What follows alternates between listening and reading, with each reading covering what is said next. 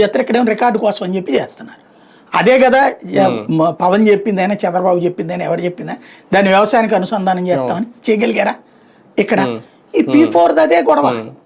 నువ్వు ఇంకా ఇప్పుడు జగను దాన్ని ఏమన్నాడు, వీళ్ళు శ్రీలంక కొలంబో దాని పేరేది వెనుజులా అవడానికి దానికి కారణం ఏంటి, సోమరపోతులు అవుతారని.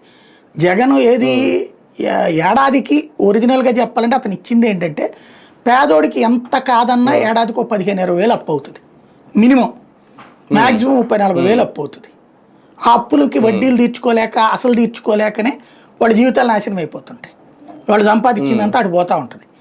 కాబట్టి ఒరిజినల్గా జగన్ ఇచ్చింది అప్పు తీర్చేవాడు, ప్రతి ఏడాది అప్పు తీర్చేవాడు కరెక్ట్గా చెప్పాలంటే, అంతే. అంతకంటే ఎక్కువ ఉండొచ్చునేమో, అందుకంటే తక్కువ ఉన్నోళ్ళు అదృష్టవంతులు మిగిల్చుకున్నట్టు, ఎక్కువ ఉన్నోళ్ళు దురదృష్టవంతులు ఇంకా అవసరమైంది కాబట్టి. కానీ అదే తీర్చేవాడు తప్పించి అలాని ఖాళీగా కూర్చోబెట్టలేవండి. ఆ డబ్బులు వచ్చి నేను ఎవడో ఖాళీకి కూర్చోాలా. కాకపోతే బార్గెనింగ్ కెపాసిటీ పెరిగింది.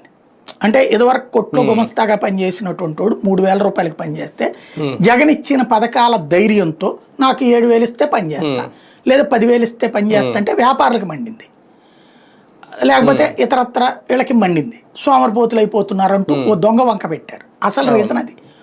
అట్లాంటిది అదే తప్పు అయితే